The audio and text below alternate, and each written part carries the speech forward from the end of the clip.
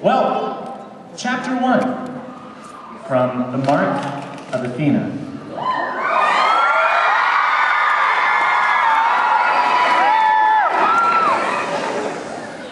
Until she met the exploding statue, Annabeth thought she was prepared for anything. She paced the deck of the Argo II, checking and double-checking the ballistae to make sure they were locked down. She confirmed that the white flag was flying from the mast. She reviewed the plan with the rest of the crew, and the backup plan, and the backup plan for the backup plan. Most importantly, she pulled aside their war-crazed chaperone, Gleason Hedge, and encouraged him to take the morning off in his cabin, watching reruns of mixed martial arts championships. The last thing they needed, flying a magical Greek trireme into a potentially hostile Roman camp, was a middle-aged satyr in gym clothes waving a club and yelling, "Die!" Everything seemed to be in order. Even that mysterious chill that she'd been feeling since the ship launched seems to have dissipated for now. The warship descended through the clouds, but Annabeth couldn't stop second-guessing herself. What if this was a bad idea? What if the Romans panicked and attacked on sight? The Argo II definitely did not look friendly. 200 feet long with a bronze-plated hull, a flaming metal dragon for a masthead, mounted repeating crossbows fore and aft, and 2 rotating ballistae amidship that could fire explosive bolts powerful enough to blast through concrete. Well, it wasn't the most appropriate ride for a meet and greet with the neighbors. Annabeth had tried to give the Romans a heads up. She'd asked Leo to send one of his special inventions, a holographic scroll, to alert their friends in the camp. Hopefully, the message had gotten through. Leo had wanted to paint a giant message on the bottom of the hull. "What's up?" with a smiley face. But Annabeth had vetoed the idea. She wasn't sure the Romans had a sense of humor.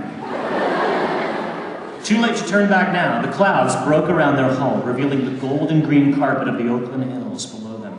Annabeth gripped the bronze shields that lined the side of the starboard railing. Her 3 crewmates took their places. On the stern quarterdeck, Leo rushed around like a madman, checking his gauges and wrestling with levers. Most helmsmen would have been satisfied with a pilot's wheel or a rudder.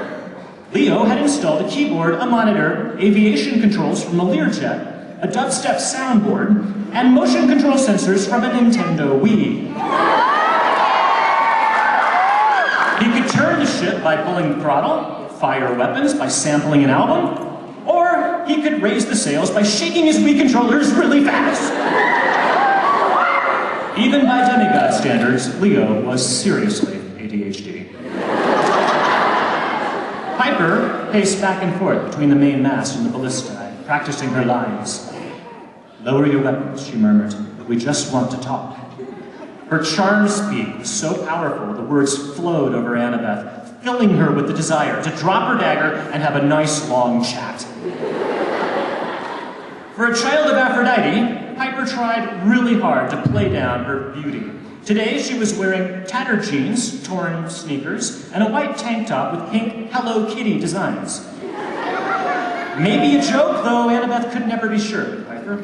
Her choppy brown hair was braided down one side with an eagle's feather. And then there was Piper's boyfriend, Jason. He stood at the bow on a raised crossbow platform where the Romans could easily spot him. His knuckles were white on the hilt of his sword. Otherwise, he looked calm for a guy who was making himself a target.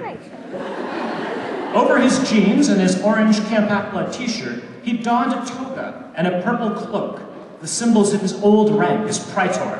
With his wind-ruffled blonde hair and his icy blue eyes, he looked ruggedly handsome and in control, just like a son of Jupiter should. He'd grown up at Camp Jupiter, so hopefully his familiar face would make the Romans hesitate to blow them out of the sky. Annabeth tried to hide it, but she didn't completely trust that guy. He acted too perfect, always following the rules, always doing the honorable thing. He even looked too perfect. In the back of her mind, she had this nagging thought.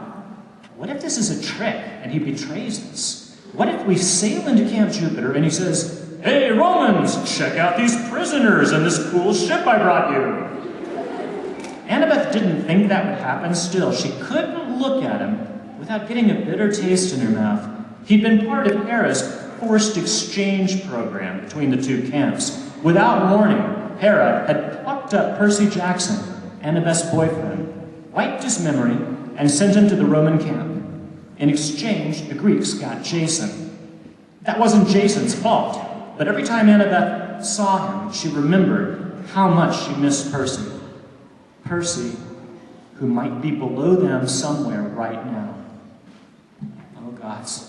Panic welled up inside her. She forced it down. She couldn't afford to get overwhelmed now.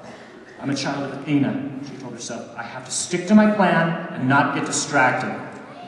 And then she felt it again. That familiar shiver, as if an evil snowman had crept up behind her and was peering over her neck. She turned, but of course no one was there. It must be her nerves. Annabeth wished she could pray to her mother for guidance, but that wasn't possible. Not since last month, when she had the worst encounter with her mom ever and gotten a terrible, terrible present. The cold pressed closer. She thought she heard a faint voice in the wind, like laughter. Every muscle in her body tensed. Something was about to go terribly wrong. She almost ordered Leo to reverse course, and then, in the valley below, horns sounded. The Romans had spotted them. And that's the beginning.